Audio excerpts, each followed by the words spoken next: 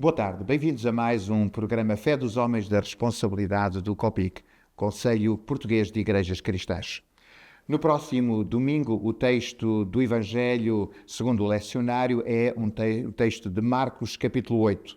O texto onde Jesus pergunta aos seus discípulos: quem dizem os homens que eu sou?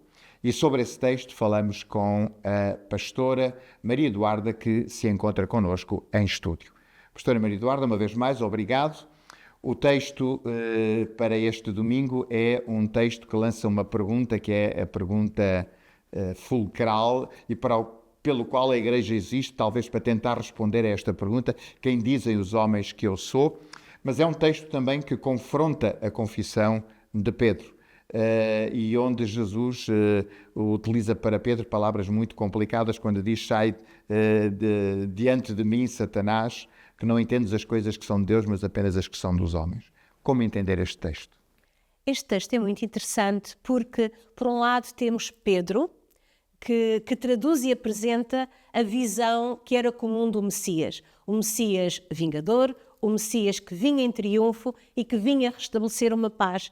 Mas essa paz era uma paz ganha através da guerra e da aniquilação dos inimigos. Jesus vem apresentar uma outra visão, que é a visão do Messias sofredor. E isso era um completo absurdo e ridículo para os judeus. Esta ideia de que o Messias vinha para sofrer era completamente diferente. Mas é muito interessante. Aquilo que Jesus diz é: o Messias tem que sofrer, tem que ser rejeitado e vai ser morto. E estas três afirmações são, no fundo, a resposta.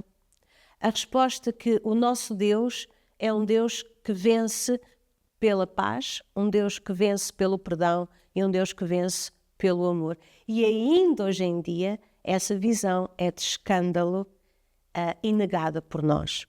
Muitas vezes, e ao longo da história, o que nós vimos foi uma igreja que quis ser cristandade, uma igreja que quis governar, que quis ter poder e que quis impor a fé. E essa igreja é contrária aos ensinamentos de Jesus. Eu penso que hoje em dia muitas pessoas se perguntam: quem é este cristianismo, quem é este Jesus? Porque ao longo dos séculos a igreja tinha textos que diziam uma coisa, mas a sua ação foi uma ação castradora da fé de Jesus. É por isso que Jesus diz: sai diante de mim. Ou seja, Jesus de alguma forma diz: não sou eu que te sigo.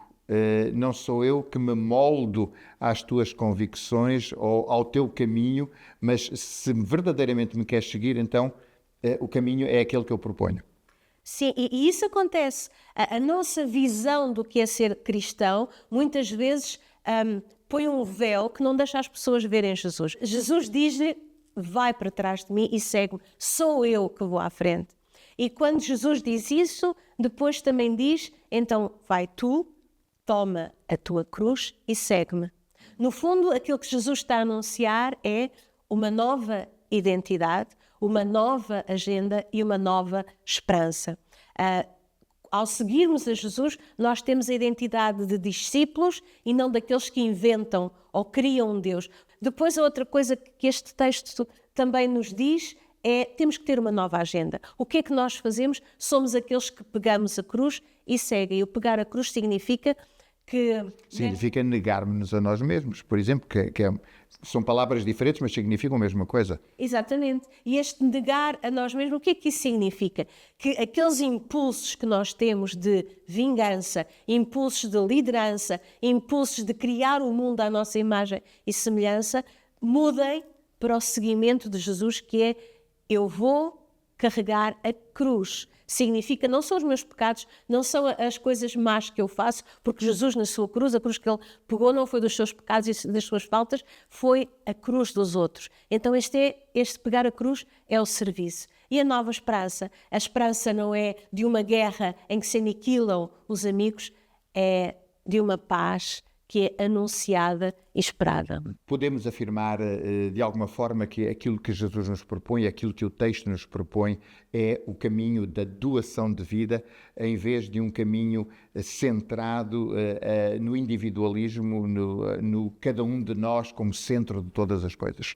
Sim, eu acho que esta passagem bíblica nos mostra muito a questão do caráter de Deus. Quem é este Deus e quem é este Jesus? Eu acho que uma diferença fulcral no caráter de Deus, em relação até a outros deuses que habitam toda a nossa cultura, é que os outros deuses agiam por capricho, por